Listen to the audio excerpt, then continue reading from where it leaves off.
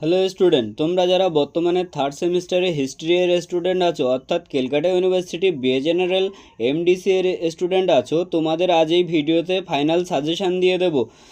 সঙ্গে তোমাদের syllabus marks ডিভিশনেও আলোচনা করে দেবো। আমি কিন্তু আজকে খুবই শর্ট একটা সাজেশান দিতে চলেছি, যেখানে দেখো তোমাদেরকে 20 নম্বরের 4টে প্রশ্ন, 10 নম্বরের 5টা প্রশ্ন এবং 5 নম্বরের 5টা প্রশ্ন, টোটাল কিন্তু 14টা প্রশ্ন কিন্তু সাজেস্ট করে দেবো। যে প্রশ্নগুলো কিন্তু একদমই বাদ দেওয়া যাবে না, খুব ইম্পর্টেন্ট প্রশ্ন।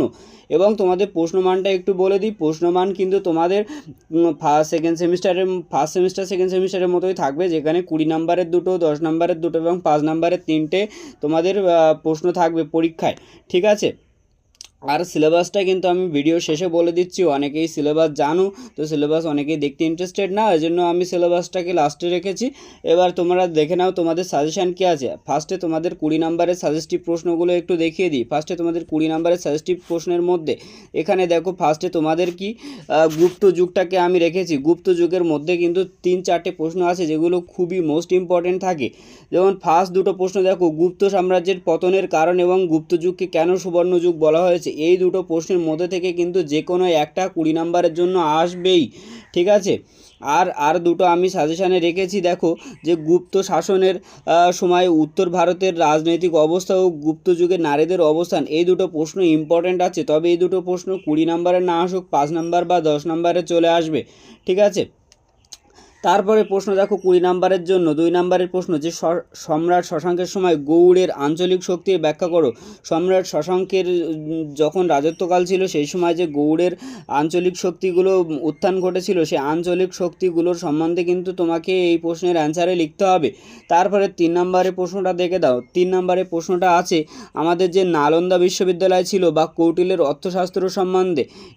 এই প্রশ্নটা কিন্তু 20 নম্বরের জন্য খুবই ইম্পর্টেন্ট আছে। তো এটা কিন্তু তোমরা সবাই যারা বিএ জেনারেলের বা এমডিসি হিস্ট্রি স্টুডেন্ট, তোমরা CC1 হও বা CC2, কোনো সমস্যা নেই। তোমাদের যে সাবজেক্টে যে পেপারেই তোমাদের এই হিস্ট্রিটা থাকুক না কেন, তোমরা যদি থার্ড সেমিস্টার এমডিসি হিস্ট্রির স্টুডেন্ট হয়ে থাকো, তোমরা কিন্তু এই প্রশ্নগুলোই করবে, এগুলো কিন্তু বাদ দিলে হবে না। 4 নাম্বার প্রশ্ন দেখো, পল্লব সাহিত্য এর ও তার ভাস্কর্য শিল্প সম্বন্ধে লেখো। এইখানে যে 4খানা 20 নাম্বারের প্রশ্ন দিয়েছি, এই প্রশ্নগুলো কিন্তু অবশ্যই করবে, এগুলো কিন্তু বাদ দেওয়া যাবে না। এরপরে দেখে নাও যে তোমাদের 10 নম্বরের প্রশ্ন কি আছে। 10 নম্বরের প্রশ্নও কিন্তু বেশি রাখিনি, 5খানা মাত্র 10 নম্বরের প্রশ্ন রেখেছি।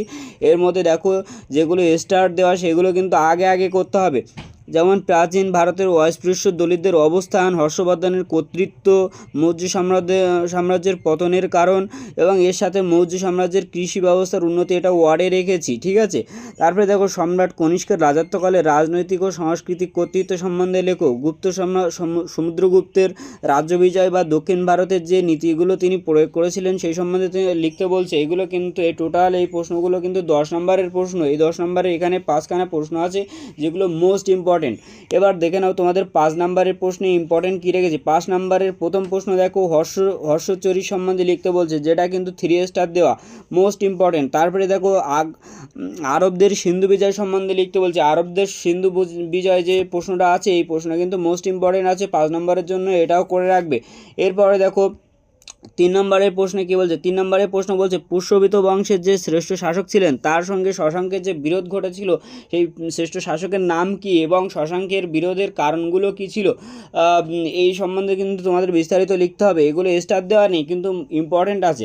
যেগুলো স্টার দেওয়া সেগুলো তো একদমই বাদ দেবে না। তাছাড়াও তোমরা যেগুলো আমি প্রশ্ন এখানে রেখেছি, সে সমস্ত প্রশ্নগুলো তোমরা যদি ভালো নাম্বার একটা তোমরা পেতে চাও, তাহলে কিন্তু অবশ্যই তোমাদের এই প্রশ্নগুলো করে যেতেই হবে। 4-এর দাগে দেখো, পাল ও সেন যুগের জীবনযাত্রা সম্বন্ধে লিখতে বলছে। 5-এর দাগে গান্ধার শিল্প সম্বন্ধে লিখতে বলছে। 6-এর দাগে চোল আমলের স্বায়ত্তশাসন সম্বন্ধে কী জানো, এটা কিন্তু 3 স্টার দেওয়া, এই প্রশ্নটা কিন্তু বাদ দেওয়া যাবে না। তারপরে দেখো, আদিম মধ্যযুগে ভারতের গিল্ডের গুরুত্ব, বকাটকদের ওপর টিকা লেখো। বকাটক একটা জাতি ছিল, ওদের সম্বন্ধে টিকা লিখতে বলছে। তরাইনের দ্বিতীয় যুদ্ধ সম্বন্ধে লিখতে বলছে। এটা কিন্তু ট্রিপল স্টার দেওয়া আছে, এটা কিন্তু বাদ দেওয়া যাবে না, এটা কিন্তু পড়তেই হবে। দ্বিতীয় পুলকেশীর কর্তৃত্ব বর্ণনা করো। অজন্তা গুহাচিত্র সম্বন্ধে কী জানো সেটা লেখো। অশোকের ধর্ম সম্বন্ধে লেখো, এটাও কিন্তু একটা মোস্ট ইম্পর্টেন্ট প্রশ্ন আছে।